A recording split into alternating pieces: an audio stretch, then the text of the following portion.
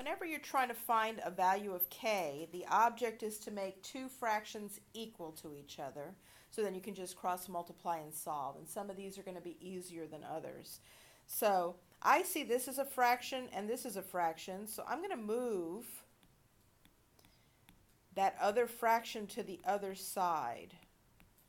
So I'm going to move the negative 4 3k over 3k. I'm going to add it to both sides. And so it moves across the bridge and it changes to positive, right? Mm-hmm. So now you've got two fractions equal to each other. Once you have that, you can cross multiply. So you have 9k equals 4k.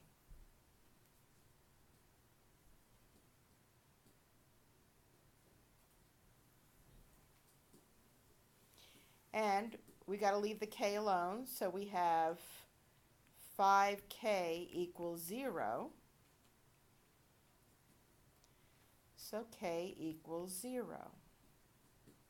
Does anybody see a problem with this if k is 0?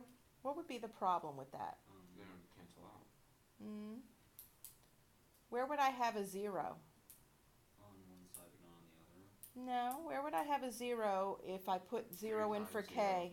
It'd be 3 times 0. It'd be 3 over 0, right?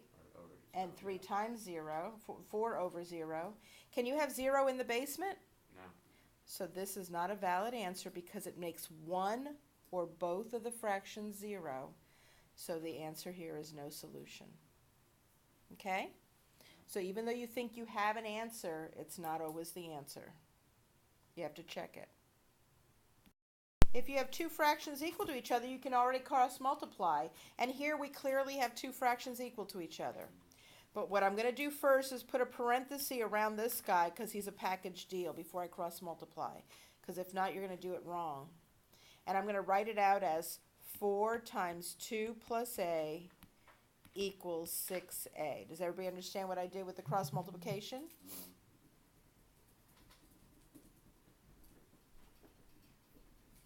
So now I just clean up on the left and I get 8 plus 4a equals 6a.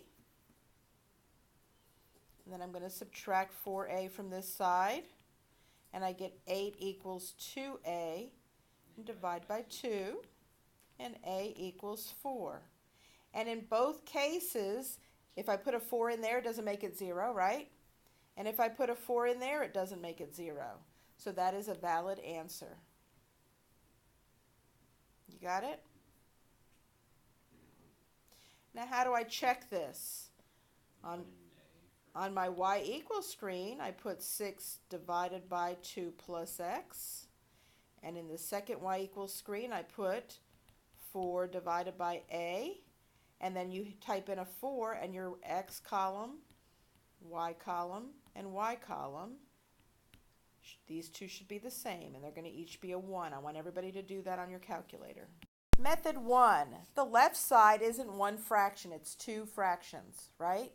So the way we could do it is to find a common denominator on the left side.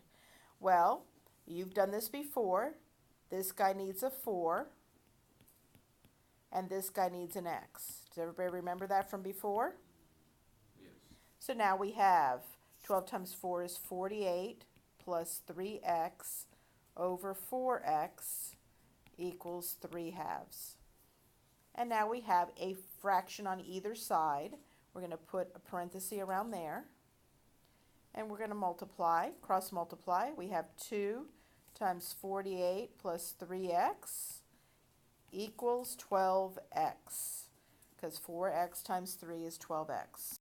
All right, so now we have 96 plus 6x equals 12x, and then you subtract 6x, and you get 96 equals 6x, and when you divide 96 by 6, that is a 1.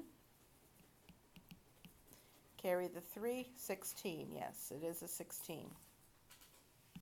Method 2, if you see it, is a little bit easier, because I notice that this fraction and this fraction are all numbers.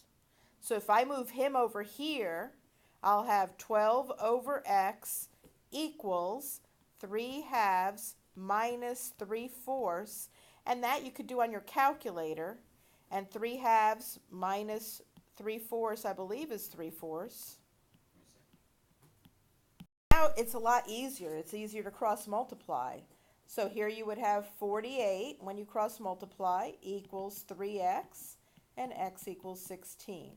So if you happen to see that there's plain numbers on one side and a plain number on the left side, move the plain numbers together, combine them, and that makes it a little bit easier. Your numbers don't get as big, and you don't have as much ways of messing up. So this is still the same answer. 16 does not make any fraction 0. So they're both good answers, and you can check them on the calculator. All right, so I got to analyze this, and I got to figure out a way to make this into two fractions. I could combine these two into one fraction, but I think I'm going to move that 1 over to the other side, because then I've got that 2 it can mix with, and now we've got 2 minus 1 minus x equals 3x over 6. I just moved the 1 to the other side, and then that's 1 minus x equals 3x over 6. And this is where some kids get kind of confused, because they say, I don't have two fractions. Oh my gosh, what do I do? But what you're going to do is put this over 1. Okay? And then you can cross multiply. So we have 6 minus 6x equals 3x when you cross multiply. And 6 equals 9x. Divide by 9. X equals 2/3. And then you're going to check that on your calculator. When you're checking, make sure you put a parenthesis around this on the second y equal.